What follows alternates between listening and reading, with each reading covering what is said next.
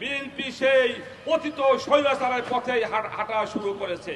জনাব তারেক রহমান সাহেব এবং বর্তমান স্বরাষ্ট্রমন্ত্রী সালাউদ্দিন সাহেব, যিনি আজকে জাতীয় সংসদ সহ সারা বাংলাদেশে সংবিধান জপতে যার মুখ দিয়ে ফেনা উঠে যায়, এই সালাউদ্দিন সাহেব সহ এরা সকলেই গণভোটে হায়ের পক্ষে এরা ভোট চেয়েছিলেন।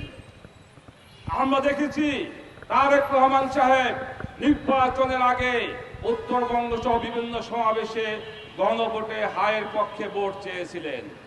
আজকে বাংলাদেশের 70% জনগণ গণভোটে হায়ের পক্ষে ভোট দিয়ে হা জয়যুক্ত করেছে। আমরা দেখলাম বিএনপি সরকার গঠন করলো। সরকার গঠন করার পরে তারা জাতীয় সংসদে 2/3 মেজরিটির পাওয়ারে এবং ক্ষমতার গরমে তারা আজকে গণভোটকে অবৈধ বলা শুরু করেছে। আমি জিজ্ঞাসা করতে চাই, নির্বাচন কমিশনের একই তফসিলে 2টি ইলেকশন হয়েছে, একটি জাতীয় সংসদ নির্বাচন, আরেকটি হলো গণভোট। এর মধ্যে ক্ষমতায় যাওয়ার আগে 2টি ভোটেই বৈধ ছিল, জায়েজ ছিল। আজকে ক্ষমতায় যাওয়ার পরে তাদের সুবিধার জন্য, ফ্যাসিবাদ কায়েম করার জন্য আজকে গণভোট অবৈধ হয়ে গিয়েছে। প্রিয় ভাইরা, আজকে আমরা সরকারের মনোভাব বুঝতে পেরেছি, জনগণ বুঝতে পেরেছে।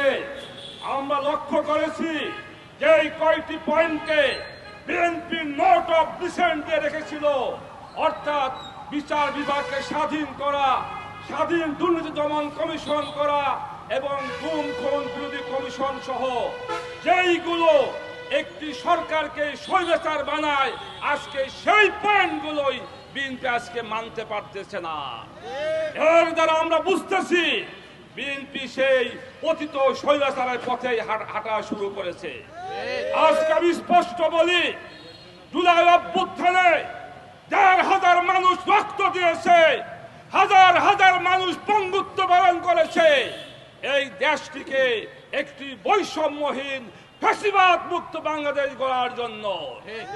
আজকে বিএনপি ক্ষমতায় এসে তারা জুলাই সনদকে আজকে তারা তুচ্ছ মনে করতেছে এবং তারা ক্ষমতার জোরে যা ইচ্ছে তাই তারা করতেছে।